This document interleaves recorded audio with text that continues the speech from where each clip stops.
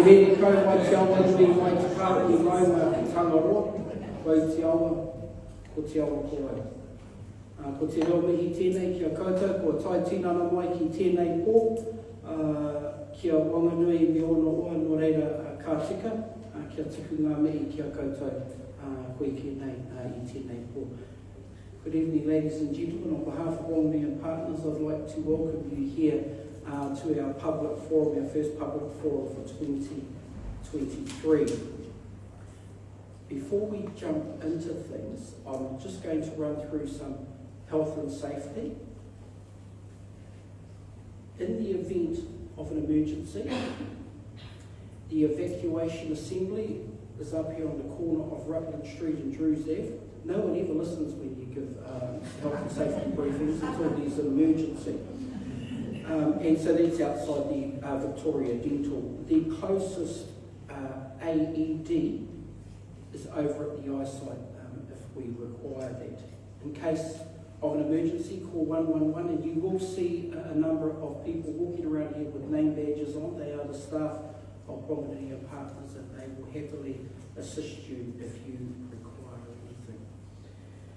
As I was saying, welcome to our public forum. We hold a couple of public forums a year, and this is our opportunity as an organisation to share with you and to report back to the people here in Wanganui of the progress and the different initiatives and activities that we as an organisation are undertaking. I'm going to jump straight into my part of the presentation.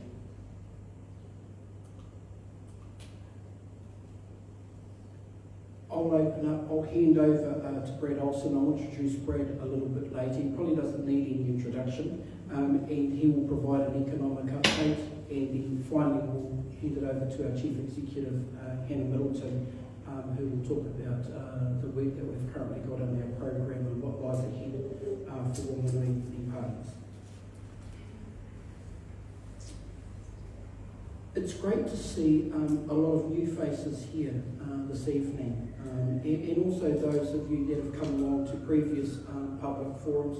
As I was saying, this is one of two opportunities that we get to interface and engage with our community here in Wanganui and update you on what's happening within our organisation. So, we are the Economic Development Agency and the Regional Tourism Organisation for Wanganui. We also manage the operation of the Wanganui Eyesight located across the road, and we are also the founders of Film Wanganui, the regional film office. So our mission as an organisation is to lead and drive richness and opportunity through business, education and lifestyle. We work to promote Wanganui as a destination to live, a destination to visit, a place to work, study and invest in. Our activities include supporting new and existing businesses, bringing events here to Wanganui and providing you all with the latest economic data, analysis and commentary on the Wanganui district.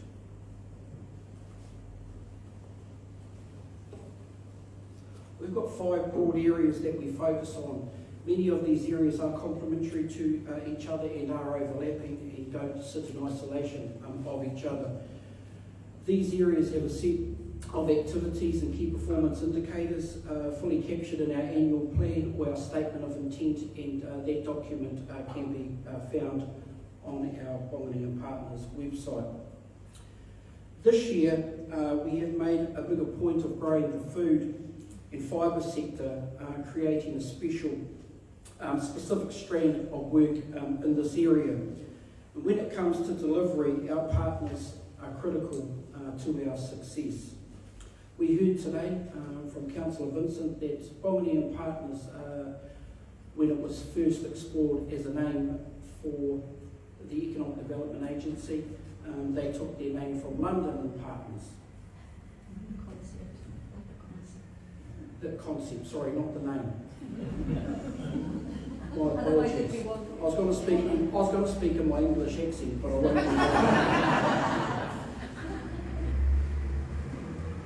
So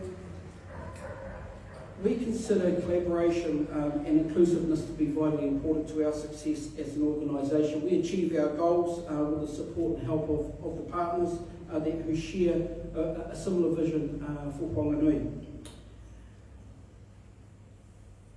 Our key strategic partners that we work with are our iwi that surround Whanganui in the Whanganui district. In addition to that, we also have a number of close ties with numerous different stakeholders and organisations. Here located, the Backhouse, Te Manuatatu, the Māori Business Network, Business Whanganui, known as the Chamber of Commerce, Massey University, UCOL, Te Pukenga, Te Puni Kōkiri, the Ministry of Māori Development, Thrive, Ministry of Social Development, a range of different partners that we work alongside. In part of having, a big part of creating and maintaining these relationships is trying to create leverage for the different activities, trying to attract new resources into our community here. So we're in the process now of developing our next annual plan, our statement of intent. We want to engage to find common goals with our partners so we can include these in our plans.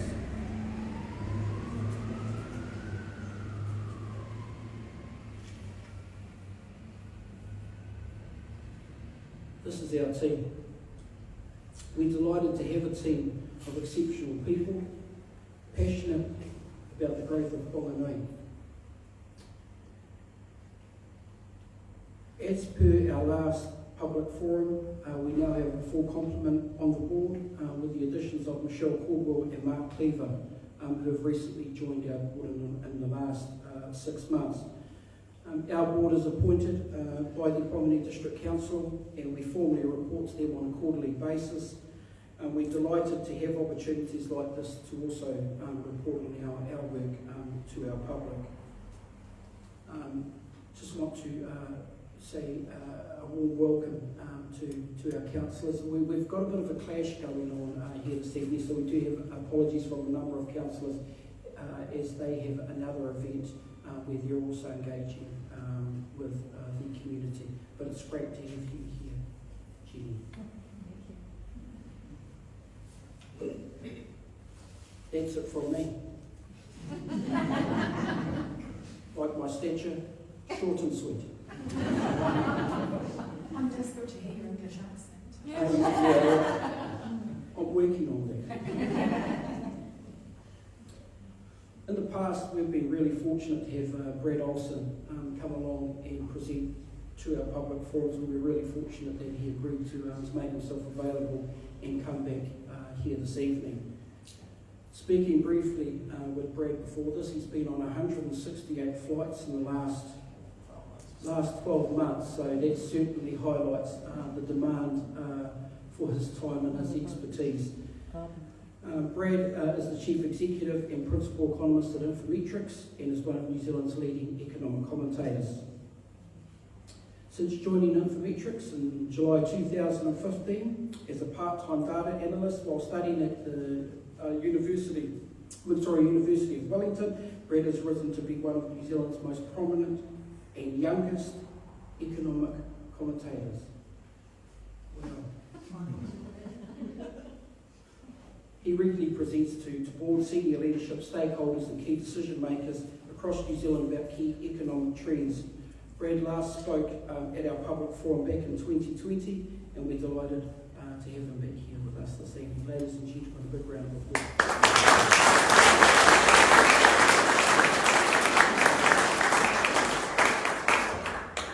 Kia ora and good evening, everyone. It is fantastic to be back. This is day, I think we established, I think it's 6, it's Tuesday, right? Yeah, okay. Day 6 of a few weeks of travel. Was down in Christchurch earlier today, and it's, I think, probably the most important part about this job is actually getting out and about into local areas. There's a lot of talk that us economists can do from our ivory tower in Wellington with our spreadsheets and similar, but it's useful getting on the ground, being able to drive through town, drive up, sort of see the activity on the ground. So thank you very much for inviting me back. Obviously I didn't completely destroy my reputation in Whanganui last time. What I'll do for you for the next sort of 20 minutes or so is take you through what we're seeing in the economy, both nationally but also with a very specific focus here locally, and then a bit of a thought of where things might go next throughout the year, and then we'll turn to some questions and answers quickly before I hand over to Hannah. There we go. Which way do I go? That way, that way, that way, that way. That way. See the guy, that's good. All right, so, and look, I always try for a slightly more provocative headline, if you will, and that is that, look, it's been a pretty topsy-turvy few years. I remember exactly where I was when I first heard about COVID-19, the then novel coronavirus, and at that time we were thinking it was purely an export issue. It was all about China, would they continue to buy our stuff or not?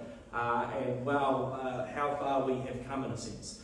And I think the difference or the challenge that we find ourselves in now is still a difficult position. It's not any easier this year in 2023, but the challenges are different. And I think what I want to highlight is how well positioned Whanganui is locally to weather the storm that is coming, and also outline with a bit of a weather forecast of exactly how that storm might well pass through.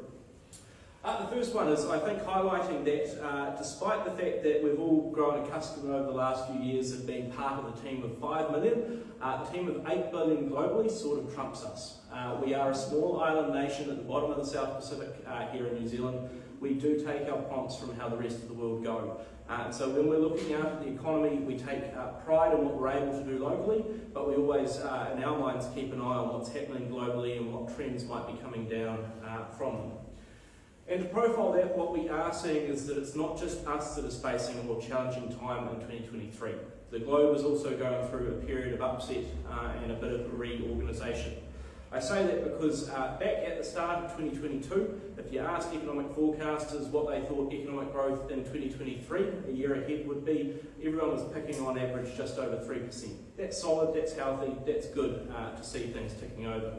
By the end of last year, people had revised their picks back to sort of the 1.5% you can see towards the end of the chart.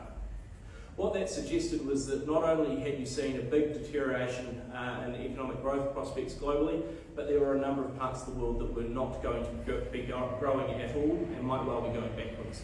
We know now that the likes of Europe and the United Kingdom are struggling desperately. If you can't find Russian gas to fuel your energy production, then it's pretty difficult for households to heat the home. It's very difficult for manufacturers to do anything without power. The US is also seeing fast interest rate increases, sucking more money out of the economy. And despite the fact that, trust me, I'll talk about inflation and how challenging it is in a wee moment, but globally that phenomenon has reared its ugly head again. All of that means that, again, it's not just New Zealand, it is the rest of the world that is in for a more sluggish economic period. The slightly better news here in New Zealand is that economic activity has been really firm and really strong in recent times.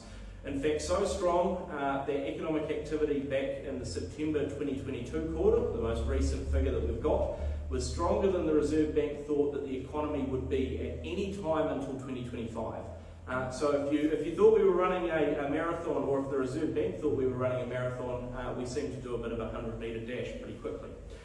That's a double-edged sword. On one hand, it tells us that we have a firm economic underpinning. There's a lot of strength from having that much momentum behind your economy. But if we have that much momentum, and if we're trying to do this much demand with that much supply, that many people, that much jibboard, we're obviously starting to see the speed wobbles come on. I often talk about it like a bit of a boiling pot. You're trying to get the pasta water ready to boil. If you turn it too hot, you start to lose water over the sides. That water over the sides isn't going to be any good when you're trying to cook the pasta.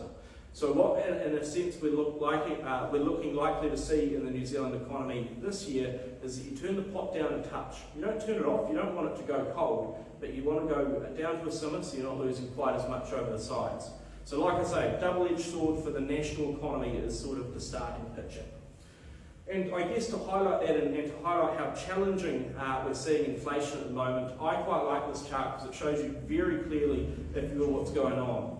The dark blue line value is the amount of dollars that New Zealanders have been spending out there in the economy, cash money, if you will, that's been getting out there. It's going up and up and up. The amount of stuff that we're taking out of stores, the orange line, you can see has plateaued and then started to fall. we are getting not nearly as good a bang for buck at the moment because of that ugly level of inflation that we're seeing. And that's meaning that, again, if you're a business, what we're seeing and hearing reported is that revenues are high. That's true. So are expenses. And that means that profit, that means the ability to generate actual economic value that's not just pricier and pricier, is more difficult to come by. So it highlights the sort of tensions we have in the economy at the moment. You always want to grow, but you want to grow at a sustainable enough pace so that you can grow not only this year, but into the future. As anyone who's done too much business work knows that at some point burnout is a real thing, not only for people, but also for the economy. And that's what we're trying to avoid.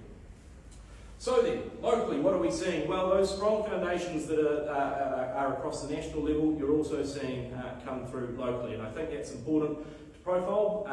I was talking to a few people earlier. We know, certainly with the media, if it bleeds, it leads. The bad stuff is always easy to report on. The good news, not quite as easy. Back in the September quarter last year, Infometrics published some analysis about how strong regional economies were going. I think I might have got 2 phone calls. 3 weeks later, the Reserve Bank said recession's on its way. Phone did not stop ringing. So I think it's important to profile. I've already talked about the challenges, and I will continue to do so, but that just how good local economic momentum is, because I think mentality in a downturn, in a more challenging environment, means a lot. So, if you look at economic activity, this is GDP growth. Now, we won't go into too much of the detail of what's in GDP. You won't understand because I don't probably fully understand, and we'll all be the worse for it. But general rule, before we do a PhD in it together, is effectively we're looking at value add there. So it's not just how much happens in an economy, it's how much addition we're able to add into the economy. So, you know, when you take your bag of flour and you bake it into a loaf of bread, that's added value. Because I don't know about you, but a tablespoon of flour is not particularly tasty, but a good sourdough is pretty good. So, economic activity, you can see there, stronger than the national average in the most recent figures. In fact, the strongest economic growth since 2005 on an annual basis. Highlights again the tensions that you have both at a national level being repeated at a local level. Good economic growth, but also the question is now how do you continue to eke that out further? And so a feeling that there's a period of consolidation coming throughout 2023 as we try to push through inflation, not pump it up too much more, but also keep as many people in jobs and the economy ticking over as possible. You'll also note though that comes after what was a better period for Whanganui than what you saw in the national economy the year before. The fact that although there was slower growth in 2021 over that first sort of period of COVID-19, the fact that you actually didn't see a dip, again, just highlights the level of momentum behind the economy locally. It has been a tough slog, but all of that tough work has been rewarded.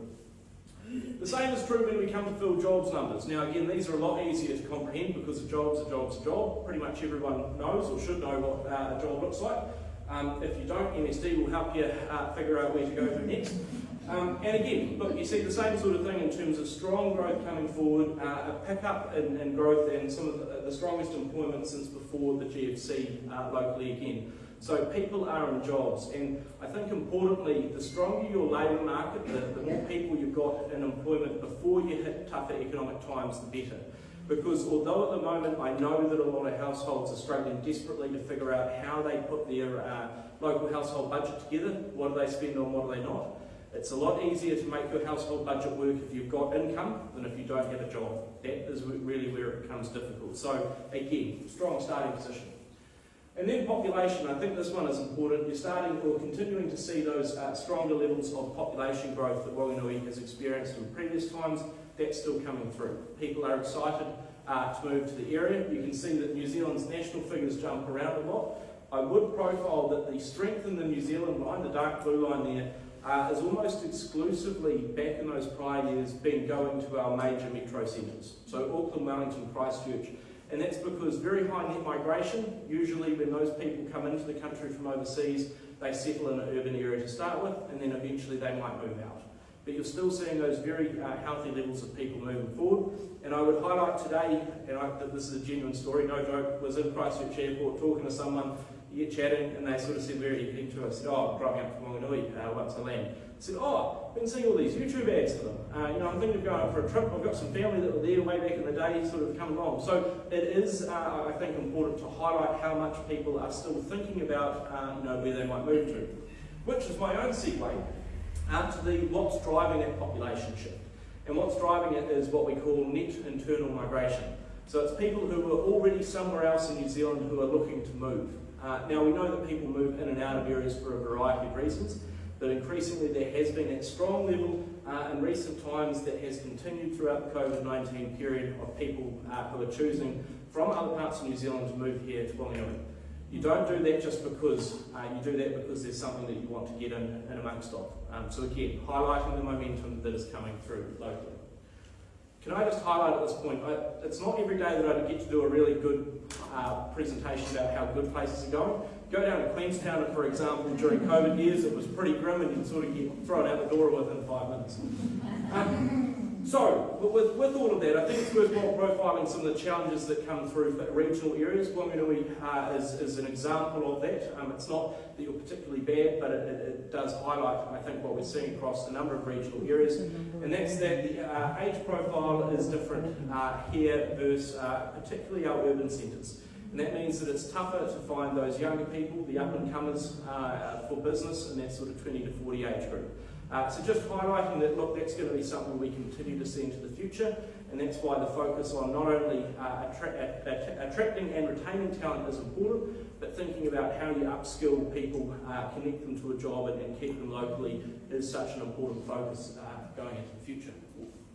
And then just lastly, and I always like to show this, is the economic profile of an area, because it makes a huge difference as to how strong an economy might be during a period of disruption. Now, I remember very fondly back in 2020, we did a webinar for the Wanganui and Partners team in the early stages from my ironing board in Wellington. And I remember every other webinar I'd done at that time, it was a fairly easy webinar to do for other places because they always had some key sector. Either it was primary production, or it was healthcare, or it was manufacturing, or in an urban centre, professional development in the public sector. And I remember when I looked through the figures for Wanganui, and I went there's nothing massive that stands out, which is actually a good thing.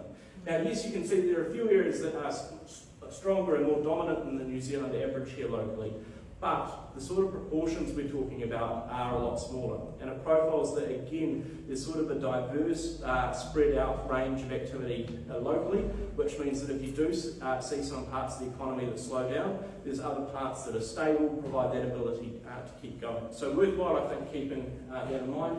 And of course the strength, particularly in the likes of manufacturing as well, which is an area that we're seeing more and more interest in New Zealand, more and more factories being concentrated across the country, because we know that our supply chains have been proven vulnerable through COVID-19. If you can do it a bit more yourself, if you know that you've got a more secure supply chain, there are better things to come. So then, in terms of the more recent numbers, all of that, to get the latest and greatest, we're lucky enough to get Stats NZ publishing that data about 9 months after it happens, and then we take 2 months to make sure that they actually have put places in the right spots. My favourite is there's a dairy factory, I think it is in near Palmy, that crosses one side of the river every few years in the official numbers. Now, of course, it doesn't actually change, but someone that geocodes it puts it in the wrong spot, so we've got to do that across the entire country if you will. We also, though, do a bit more recent reporting, so economic activity at the moment up until the December quarter. That's the last full figures we've got. And I think just to profile, what I've done here is not necessarily growth over the last year, because we know that some parts of the country have looked like they've grown a lot faster in the last year because they had no tourism 12 months ago, and now they've got some tourism and that looks pretty strong. These figures are relative to pre-pandemic levels, and you'll see again, very healthy level of economic activity coming through locally versus the rest of the country, and sort of a mixed bag, if you will, depending on what part of New Zealand you're in, particularly down towards the bottom, some of the more isolated parts of the community, Northland and Southland. Taraki's been wrecked a little bit by energy woes and shocks, but you can see towards the top then end of the region, the graph rather, is a very strong level of primary production and manufacturing activity. So there is still some good momentum coming forward, but again, solid results coming through locally. This is an indicator that we can all get behind. Any of you that have a wallet, you should all have a wallet, I really hope, because you're spending in the local economy and backing your local businesses. This is probably the easiest economic indicator in a sense that we track, although it has gotten more difficult in recent times. The card spending data that you can see here highlights just how strong spending has been locally. Incredibly, this there really is the best economic indicator we often look at. Because of course, if you're not getting money out of your wallet, something's wrong, and there's obviously not as much money churning through the pipes. If you're happy enough to get your wallet out and spend, you've obviously got some cash, or maybe some really good loan if you're that way inclined, and you're spending. So that's, I think, really important to profile. The one caveat is because of how high inflation is. Normally we don't care that much about inflation because it's low and stable and easy peasy. Now it's high, it means that again, despite the fact that you've got very high spending levels, the actual amount of activity underneath that, the actual amount of purchases happening of goods and services is a bit lower. So temper that back a touch, but again, relative to other parts of nearby economies and similar, Whanganui is still in a very strong position. And building remaining also that strong area. We know that we need more building across the place. We know that we need houses for all of those people that are looking to call the local area home. And again, the level of consenting remaining at a high level. Worthwhile profiling that everyone in the construction sector, not only here but across the country, is busy as well. So there's a feeling that although the consent sort of peak and then might well be coming off, you can see that a little bit in the local numbers. We're seeing that reflected as well across New Zealand. What that probably indicates is that there's a very healthy pipeline for the next 9 to 12 months or so of construction activity as we work through that big backlog of construction that's come forward. And then to my favourite topic, house prices. In Wellington, the story is really good for me if you're possibly maybe wanting to buy a house at one point because they've come down 20% from peak. Bad news is still pretty expensive and they're pretty crummy houses, but locally what you see is a slightly different picture, and that is that house prices have started to pull back, that's true, but not quite as strong as the national average. I think again what that highlights is that solid level of economic activity coming forward. Yes, interest rates rising are starting to bite, but there's still again enough demand that property prices are holding up better than other parts of the country. And feeding through into that expectation of stronger economic results. Do expect that house prices will come back, would be the message I'll send. If you're seeing interest rates rise, then it's a pretty natural conclusion that unless, because a buyer now has fewer money bags than they did before, they're going to sellers and saying, look, I'm keen as to buy your house, but you're going to have to bring the price down because I know that house prices are declining. I haven't got as much money from the bank. Either you lower the price and you have a deal, or I'm walking away and your house will sit on the market for another few months. So we are expecting that to pull back. But in terms of the level, and this is again always a fun one, sure, house prices are now in decline at their worst rate, in fact, since the GFC. They're also still a heck of a lot higher than where they were pre-pandemic. I think that is worthwhile keeping in mind. You will see lots of headlines around the housing market crashing. Nationally, house prices have pulled back 15%. That is, like I say, the largest decrease in a generation. They're still sitting 23% higher than pre-pandemic. So don't stress too much when you see the rapid rises and falls in these figures. And then in terms of jobs, I think it's worthwhile just giving a bit of a profile of what we're seeing come through locally. And I'm sort of more focused towards the bottom because what we're seeing at the moment is that it is difficult to find staff. Across the country, it's difficult to find staff locally. And so the declines that you see in the likes of particularly the agri and primary sector and also manufacturing is not because people have been fired, it's because there are people that have moved to different opportunities. They might be moving around the place a little bit more and people haven't been able to find as many workers. That is very true in the primary sector. We continue to hear that day by day, and the national figures I think are now down something like 4% and lower than what they were pre-pandemic. So a challenge down the labour market, given that there is so much work to do, but it's difficult to find all the people to go forward. And then just lastly, to highlight that point, here's job ads across the wider Manawatu Whanganui region, because that's the best we can get, but you'll see that relative to pre-pandemic levels, relative to the New Zealand average, there's a lot of heat and activity. So again, highlights not only those good economic foundations, but the double-edged sword that I was talking about earlier. You're trying to do a lot with not as much resource, and that means that some difficult and careful compromises and calibrations as we move into the future. I'm going to skip through a bit because otherwise we're going to be here all night and someone will eventually go and want a beer and walk out and then you'll follow. So, briefly, we've moved from brain drain to brain gain. That's the only good news, if you will, on the labour market front, is that we are starting to see a few more people coming into the country. We expect it will take a while for them to filter through into our regional areas, but we are starting to see that shift after a pretty strong word, if you will, to the government to make sure that immigration settings are getting into a better position. So the numbers have started to curve in the right way, and that's very encouraging, and you can see that coming through. Like I said before though, it's not just you guys, it's everywhere else around the country that we do harbour fears about the labour market, not now, but in the next 30 years or so. If you think it's difficult to find a worker at the moment, that is a bit of a portal into the future, because we know that the over 65 population is going to grow by over 1 million people in New Zealand by 2060 or so.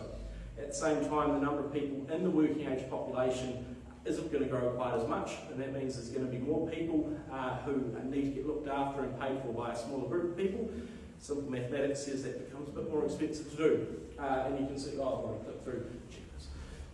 What you can see as well is it's not only the current working age population, so the current workforce, but it's the up-and-comers that are actually in decline across the country as well. So we do go, okay, that says that we need to think a lot more about skills and retraining, about the labour market that we're going to have in the future, and how we can try and equip ourselves when these changes inevitably come through. And on to my favourite topic. Now, those of you who have heard the joke before, and there are a few of you that will have, just laugh again, please. Inflation is the chief economic concern of New Zealand, but I think we have very much forgotten how to deal with it. The last time inflation was around this level, I wasn't even born. My parents have just started dating, so it's been a while. And I say that, thank you, wow, you're a great man. But look, I profile that because it is really challenging. Now, I remember about a year or so back, we profiled as a business how we thought this was inflation was going to stick around higher for longer. Everyone else said, no, it's just a temporary flash in the pan, it'll be over yet. I'd like to say that I'm disappointed I was right, because I really hoped that it wasn't going to be true. But inflation is sticking around those high levels, and it is difficult to displace. You can see there our chart showing that inflation still plateauing at 7.2% at the end of last year, and then taking longer to come back down. And really that's because everyone's changed their pricing expectations. After the GFC, businesses across the country, businesses across the world said, I can't put up prices, because if I put up prices, even if my own costs have increased, then I will lose market share. Someone else will get that business.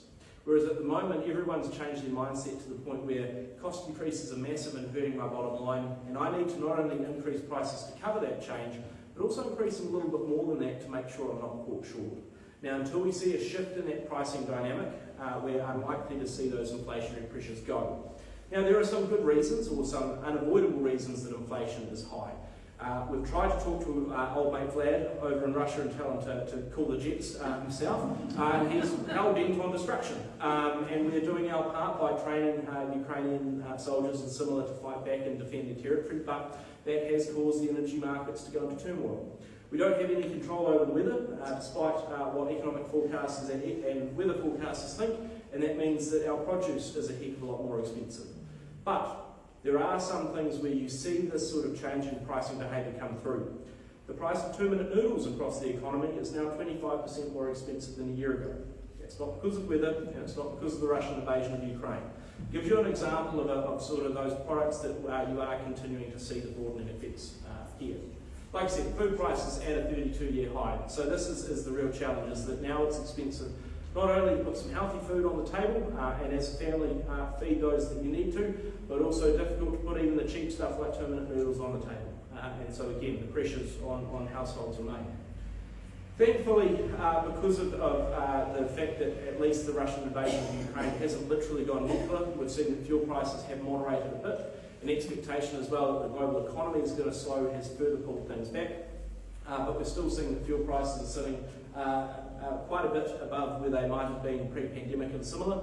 And again, all of that's expensive because we know that food and fuel are major components of household spending.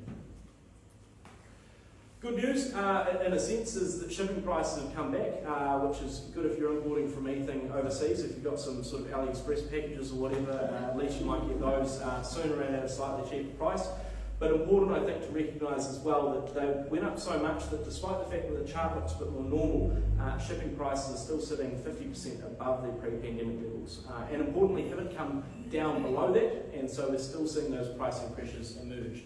And then the real fun one is around building costs, when we continue to see cost overruns in projects for commercial building, for infrastructure, for residential housing and similar. We again don't expect that is easy to put that genie back in the bottle. And then very finally on the inflation, but just briefly around the likes of the, you can see the blue line there for farm price expenses as well. Again, we know that it's hitting our primary sector, which is an important backbone coming forward. So again, just highlights that I guess it's not that anyone is gouging, although sometimes it's fun to play the blame game there. We know that it's continuing to roll through the supply chain. Farmers are paying a lot more for fuel, they're paying more for expenses and similar. It's more difficult to get their produce to grow. That means that there is fewer produce available when it goes through the stores. To make sure there's enough tomatoes to go around, the price goes up so that we can haggle between ourselves, and instead of me buying 2 kgs, I buy half a kg because it's more expensive and there's enough for everyone sort of to go around. The pricing mechanism works, but it's incredibly difficult, and it means that it does sort of pass on as we go. Which leads me to my concluding slide. I really should have come up with a better, funner ending, but it's a little bit challenging at the moment. And that is to say that, look, we know that those pricing pressures remain. We know that there's still a lot of difficulty coming through the economic system. The Reserve Bank can, should and will continue to raise interest rates in the early period of 2023, again, to try and realign economic supply and demand so that we're not losing as much water out the side of the pot and instead bringing things back towards a simmer. With that in mind, we do expect that house prices will fall. We do expect that households are going to have to find some more money to pay on their mortgage and have less money left over for other parts of the economy. This is a year of consolidation, but as I highlighted earlier, with strong economic foundations to start with, it's an easier period to try and weather, particularly because this is probably the best and most well-signalled recession that we've seen in economic history. We know what's coming down the tracks. We know that we've got the information to be forewarned. This is the time, if you will, to think about how to face the challenges head on and how to ensure that through those challenges, opportunities that come forward are also explored. With that, I'll pause for a second, take some of your questions if anyone's got one, and then I'll hand over to Hannah to figure out what's going to happen locally to ensure that all of those good things are continued. Yes? Impact of the cyclone, your view? Yes. Geez, how long is a piece of string when it comes to cost? Still incredibly difficult to get a number on. I'm travelling to Hawke's Bay on Friday to try and get a bit of an assessment myself. Oh, sorry, apologies, I've got the mic, you guys don't. Very cool. The question was effects of the cyclone, cost of the cyclone, impact of the cyclone on the economy. I guess two major points. The first one is that you've got a lot of lower economic activity happening right here and now because of the cyclone over in the affected areas. Power has been out, people aren't able to drive around quite as much. Oh, there is a mic. And with that, what you're seeing is lower economic activity in Hawke's Bay and Tairāwhiti, Gisborne, the same up in Northland. On the other side, further out, you could well see what we call the broken window fallacy, which is that if I went around and broke every window in this fantastic room here, we had to get someone in to put all the glass back, it would raise GDP because that person has to do some work. Wouldn't actually be a good use of resource, but it would raise the economic profile, if you will. So we think that economic activity will be stronger out the other side, might make the recession that we're expecting to come through a little bit less hot on the surface, but again, that's just because there's slightly more economic activity over in that part of the world. It doesn't mean that households are going to have any particular relief in terms of their own spending. The final point is I think it will change some of the settings and regulations we have in the country. Before, now, when people went to buy property, they looked more at their school zone than their flood zone. That will shift, and I think increasingly people will take a greater consideration of what sort of land they might be buying, but I hope as well that it gets us a bit more serious about the effects of climate change that are coming forward, because it's fairly clear now that after the West Coast has been wiped out twice, Nelson's been taken out, Auckland got more water than they've ever seen before, and then Hawke's Bay and Gisborne got taken out. This thing is real, and probably more importantly, it's really damn expensive. And so either we sort of get behind some changes to come through, or we all get ready to wear a snorkel 24/7. Any other questions? There is a microphone as well here.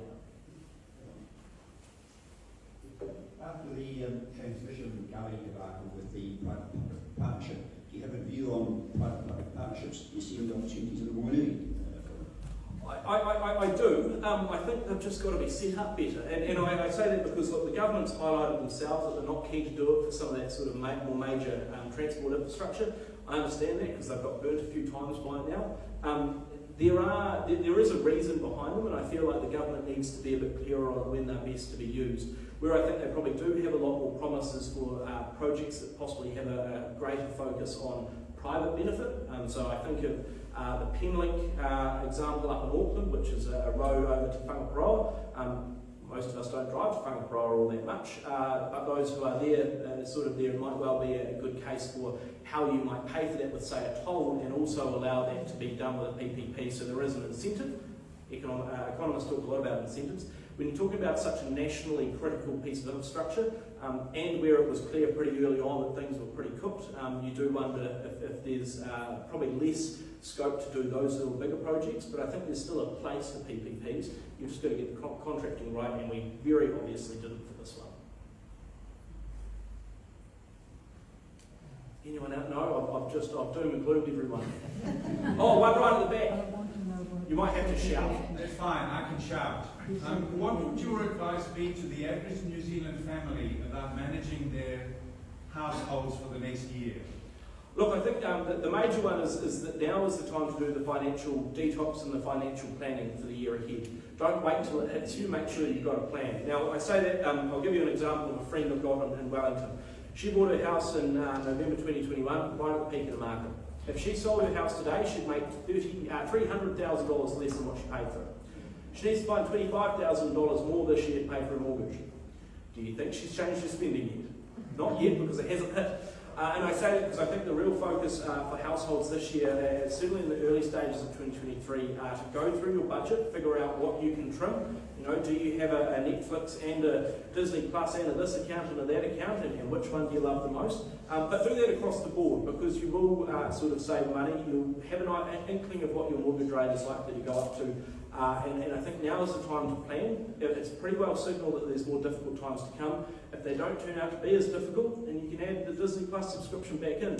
But at least if you've got the plan of how to attack it, you're sort of feeling more comfortable as a family when those unexpected economic turbulence, if you will, hits. So we know what's coming. Now's the time to prepare. See, with the immigration settings, so they've obviously been loosened off. The talent coming in from overseas offsetting the ones heading off? Yes, it is now. And so the question for those of you that might not have heard it was around the immigration settings, how the ins and outs going, if you will.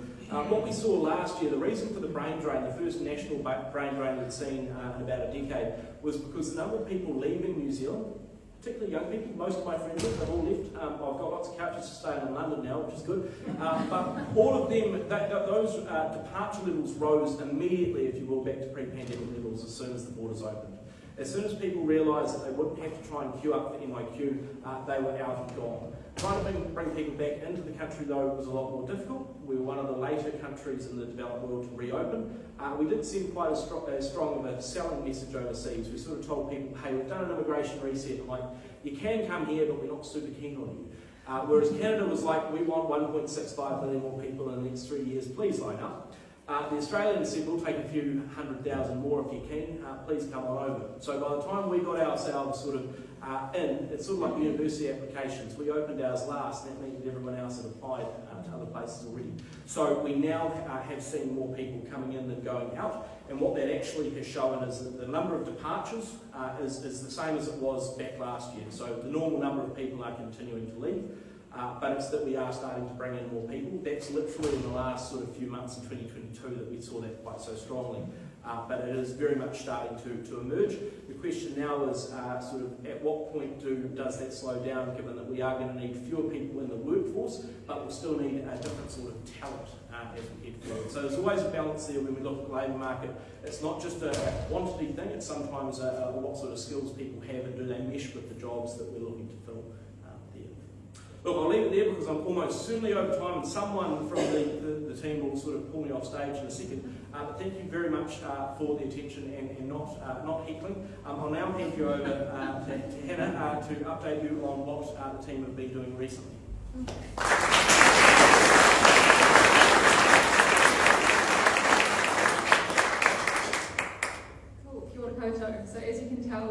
year, Pahi and I stood outside before and we pulled straws about who was going to go first and who was going to go last, and I got the short straw. So it's now 40 degrees in here and you're all hungry and thirsty. But most importantly, I'm here to give you an update tonight, mainly on the Whanganui Partners activity. So the past activity over the last 6 months, but also some of the things that are coming forward. We'll briefly give you an update of where we're at from a financial perspective. And then we would love for you to stay and have a drink and have a nibble with us, and you're more than welcome to sort of ask us more intimate questions, but we will field a few generic questions at the end of the session as well.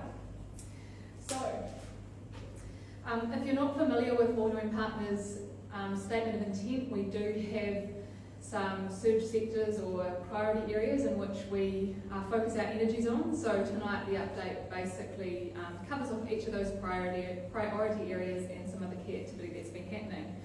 So in our business realm, we have launched Amplify, which was targeting our small business sector, not necessarily just the straight startups, but those that have been in business for at least a year. And we've had 2 rounds open, and we've had over 100 applicants for that Amplify grant, with 7 successful grants given out and another round due to be given out next week.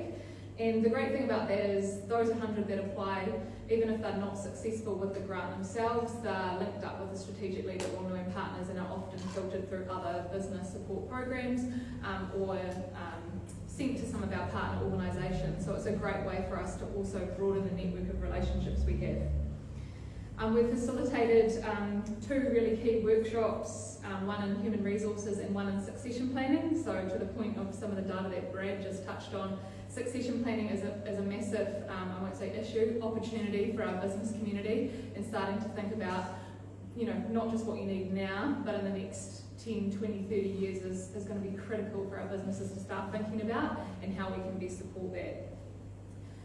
The port development, so we play a small role in that, but many of you will know that's progressing well now, and you would have seen recently the stage 2 and 3 tenders had gone out.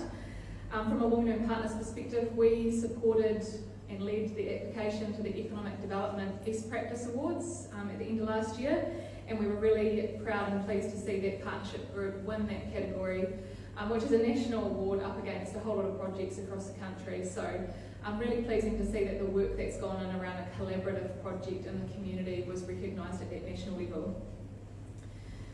We've sort of relaunched the Business Friendly Group. So the Business Friendly Group is a partnership between Whanganui Partners and the Whanganui District Council, designed to help businesses who either exist and want to grow, or a new business that wants to come into town, navigate doing that in our community with ease. So rather than having to go to all the different council departments and Whanganui Partners, the concept is you can come to one place, Whanganui Partners, and we facilitate a business-friendly group in order to tackle all those challenges and make it easier for the business to grow or to do business here. So if you haven't seen, we did a little case study on Poppy Dijin, who was successfully went through that business-friendly group at the end of last year.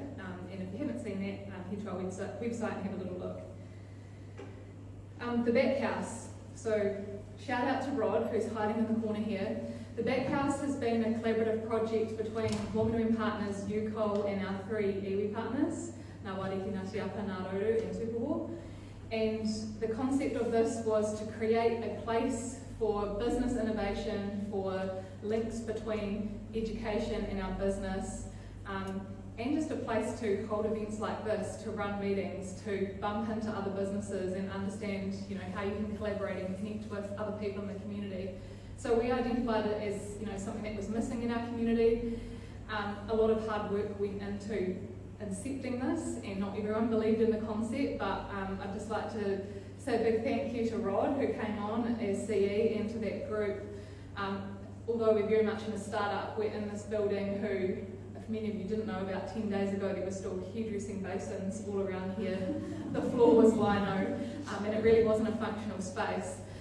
So not only has the physical space started to come to life, but we are pleased to hand over and support a whole lot of activity out of here, including entrepreneurial meetups, business workshops, startup workshops, networking evenings, and there's a series of business basic courses and a whole lot of other activity that's starting to come out of the back house here. So hopefully for some of you, maybe it's a throwback into a space that you went into many years ago, but we see this as being a real opportunity for a place for collaboration as we move forward in the business community. Coming up, we have some more workshops. So we've got the Association of Southeast Asian Nations workshop for exporters coming up next week.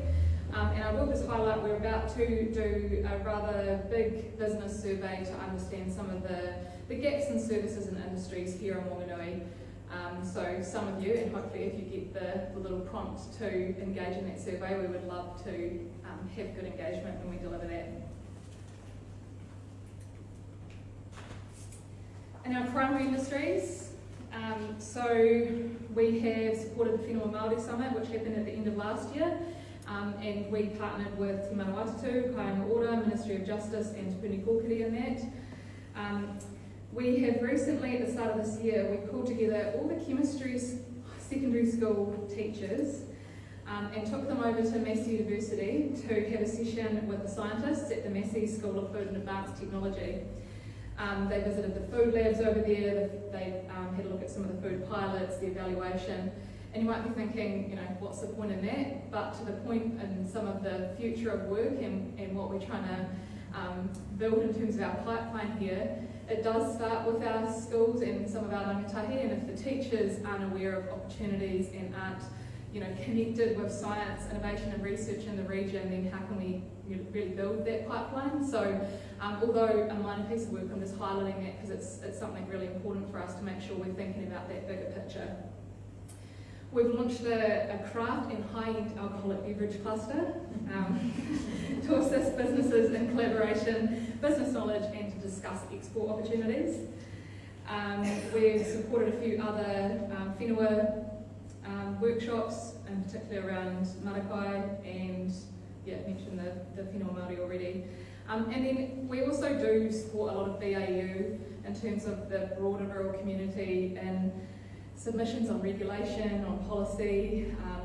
If you are familiar with the primary industry sector at the moment, you'll know there's a whole lot of things happening, reforms, and it's important that we advocate and have a voice here as a community, and everyone's busy, so who's going to help do that? So Wanganui Partners does play a role in representing and supporting that industry and making sure that we have a voice when it comes to some of those reviews at a national or regional level. Capability, so in our pillar around capability, which after Brad's presentation again highlights some of the opportunities and challenges in here. But most recently we have supported and developed a successful application for the Mayor's Task Force for Jobs. So we did this in collaboration with the Council and with 100% Suite, who are based in this building here. And that application was successful and brings in about 100k grant to just support people to purely get into work here. So that was a nice little win. We held the Wanganui Pākehā Summit here at the end of last year. Again, we had a whole lot of partners that pulled that together. We were just in the background supporting as best as possible. And again, it's really awesome to see the growing Pākehā community here. Not only from the fact that it's, you know, the businesses that are putting food on their own table, but the kaupapa and the relationship they have with each other and the willingness to support it's really quite a movement. So it's been really nice to see that happen for a second year in a row. Some things coming up, we're partnering with an organisation called VACA, which is a company that focuses on 3D printing, and we're bringing them to Wanganui to run a prototyping workshop. So if you're into this, your ears will be pricked up. If you're not, you're probably thinking, what the hell is a 3D printer?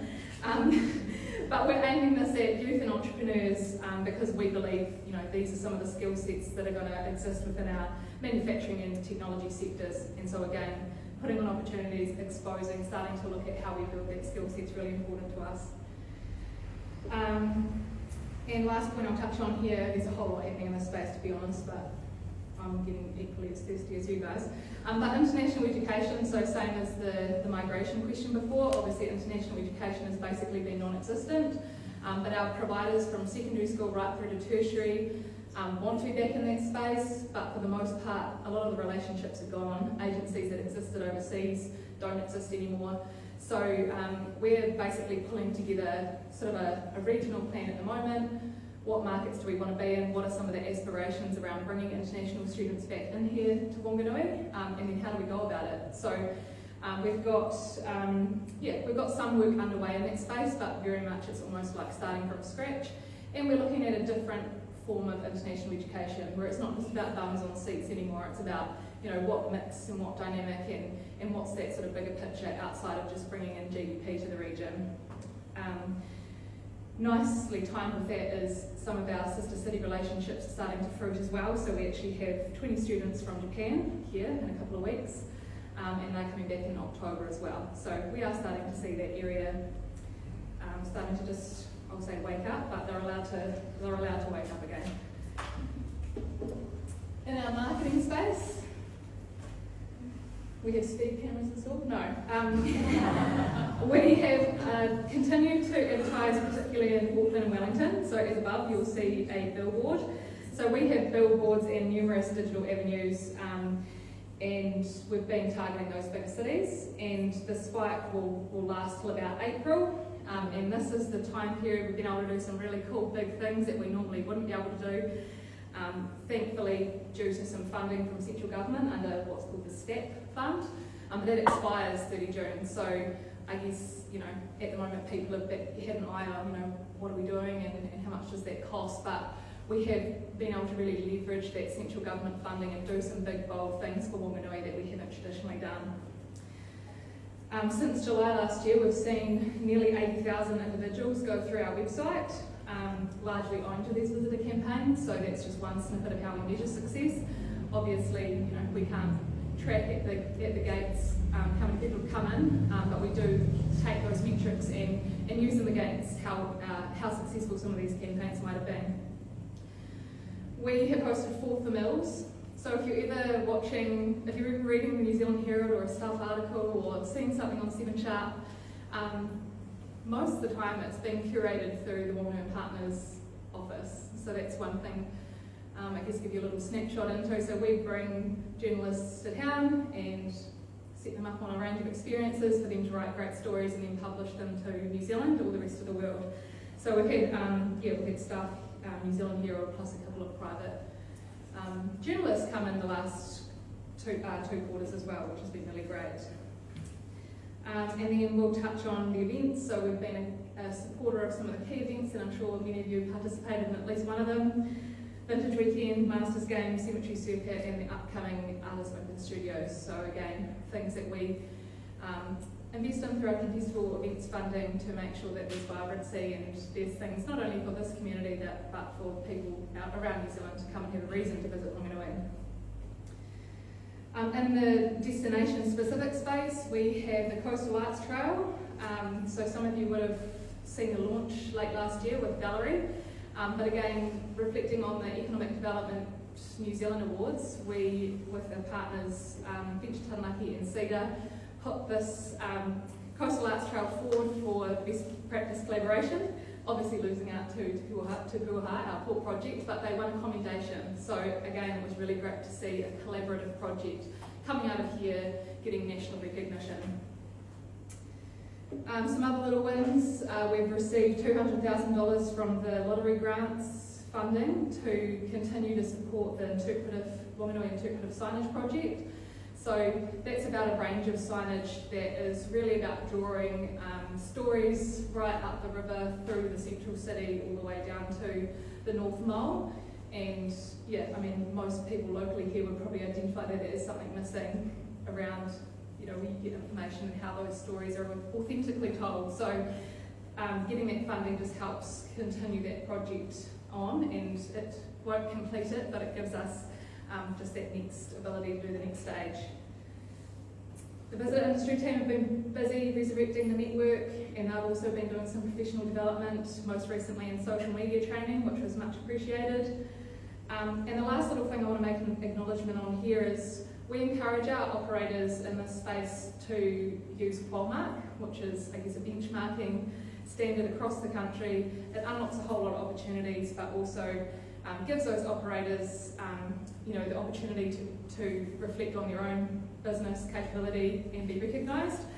So just want to make an acknowledgement. So the activity-based licence holders that have achieved Hallmark, NZICPA, Unique Whanganui River Experiences, Hayden's in the room, the Waimarie, the Whanganui Eyesight, Whanganui Scenic Experience Jet and Whanganui Tours. In the accommodation sector, Kings Court Motel and Smith House. And then also there's a tourism sustainability commitment, and those that have signed up, Bridge to Nowhere, Kaiui Beach Holiday Park, Midwest Helicopters, That Place, Whanganui River Top 10, Whanganui Tours and Whanganui Partners. So I just want to emphasise, a bit of a shout out, because that is a process and it's actually worth them going through that, and it's great to see. Our goal is to obviously help support more operators and businesses achieve that mark, and we hope to keep growing that list to be longer and longer. Eyesight, obviously, just touch on briefly, it's been busy for the Eyesight, and despite what some of the commentary said at the end of last year, we have seen an increase in international visitors. I think in December, the German and the Wellington visitors were the most prominent in the Eyesight, which does tell us a story that not just domestic but international visitors are back here in Whanganui.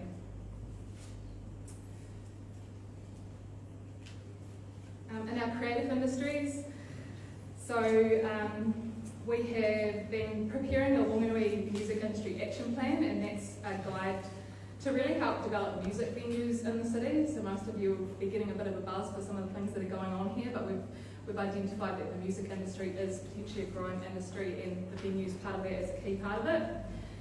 We've formally held the launch for the UNESCO City of Design designation that we got, so many of you would have attended that event where we had the now Deputy Prime Minister, Carmel Cipollone, come and talk and present to that. But it's just the start really for what the City of Design designation is going to bring. Through that we've supported some projects, the Play by Design, which is with Sport Whanganui, and the Whanganui Mumu, two leadership projects that have fallen out of that City of Design. We've also had social media and mission and vision workshops to 40 specific creative industry businesses, and that's been presented by the great Nicola Devine from Team Creative. We've supported Opera Week to deliver some national specialist training, and we've been continuing to develop our Film Whanganui proposition. And very lastly, just to touch a little bit more on the City of Design designation, so we got there and people might be thinking, what next? There's a lot next, but one of the key things we've been working on is, we're calling it like a badge, but it won't be a badge, but the concept of branding so that all Whanganui product services can have something that identifies them as being a part of the Whanganui City of Design designation. So we've been working with Tyrone Ohia, and he has been providing guidance through that process. Many people are desperate to see that badge, but we're just saying patience is a virtue. We're going through a process to make sure that it's robust and reflects what the community wants, and in no time that will be out and it'll be available for those in the community that feel like that it relates to something that they want to put it on. So you can look out for this in coming weeks and months. Lastly, the finances. So this is for the 6 months ending at the end of December, and we're now in March, so obviously it's not a right now position, but basically we're on track with our spend. It's never as simple as just an even spend, as we always have peak seasons of our spend depending on events, advertising. Obviously you can imagine just parts of the year that are a little bit more quiet. And on this table here you'll see sort of our core funding, and I can always flip back, but we also have over $500,000 of external funding from council supporting projects at the moment. So this just tables some of the income and expenses across those projects. I will make a couple of caveats that the timing of some of the starter means that it looks like either nothing's been spent, that might have been because the grant just got dropped, and other parts are, not all of it is for this financial year. So the interpretive signage project, for example, is funding that goes till November. But if you're interested in all the minor details about finances, I'm happy to be pulled aside, or you can ask questions about that later. But overall, we're tracking well for our spend for this financial year. Lastly, if you haven't noticed, I'm about to explode. I am going to have a baby next week. I'm 39 weeks pregnant, and so from Monday onwards, I am handing the reins back over to Jonathan. I don't even know where he is. Oh, yep, down back there. So many of you will be familiar with Jonathan from his stint in acting CE 18 months ago when he started. And yeah, so just to let you know sort of some of the personnel change, and we've also got Simone Grant who's joined the Boardroom Partners team to support the backfill of the marketing space. So obviously it's great to see everyone here tonight, lots of new faces, and I will see you out and about, but I'll be pushing a pram around rather than being in the thick of Boardroom Partners work. So just wanted to point that little one out. I will take a few questions now if you want, but before I do that, I'll just, please do stay and join us for a drink, a cold drink and something to eat in the watering hole next door. And if you're too shy to ask stuff, everyone with a name badge works at Boardroom Partners, plus we've got a few board members, so feel free to zone in on us and ask your personal questions as well if you don't want to put your hand up right now and ask anything more generic. So, with that, are there any questions? My question would be, does Whanganui not have a hairdressing school anymore? Yeah, not in the, well, yeah, they were running a small program out of here, but we've seen a large exodus of UCOL programs heading back over to Palmerston North. But this block in particular here, just to point out, it wasn't being used by UCOL for about 7 years, and they were only using it as an overspill, and that's where we were like, there's this prime site, like let's do something with it. So they still have everything going that way, but just not this block, 3 stories here. Just very quickly, I was quite interested to hear what was going on with Whanganui Film last time. So how's that developing? Are we expecting other Hollywood film crews in the area? I mean, I think he was rolling around with a mic. We could pass it to her. From my knowledge, there's not any big international acts, but we like to include any screen production. So, Emma, do you want to give a little update on that? Sure. Kia ora koutou.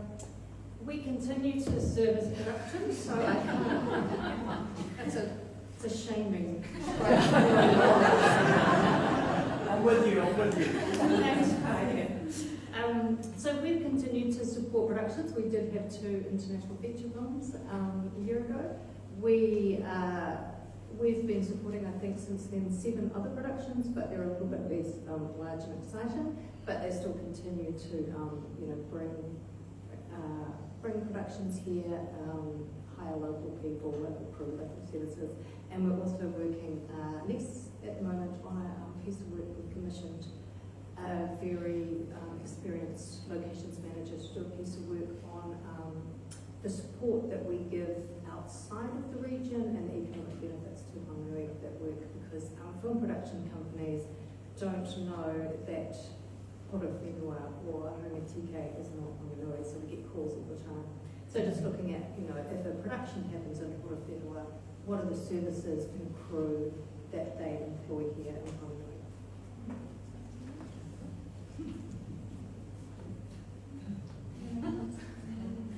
Cool, so I'll just highlight too, obviously that was very activity based. The idea is to give you an idea of things that are happening that you might see and want to know more about.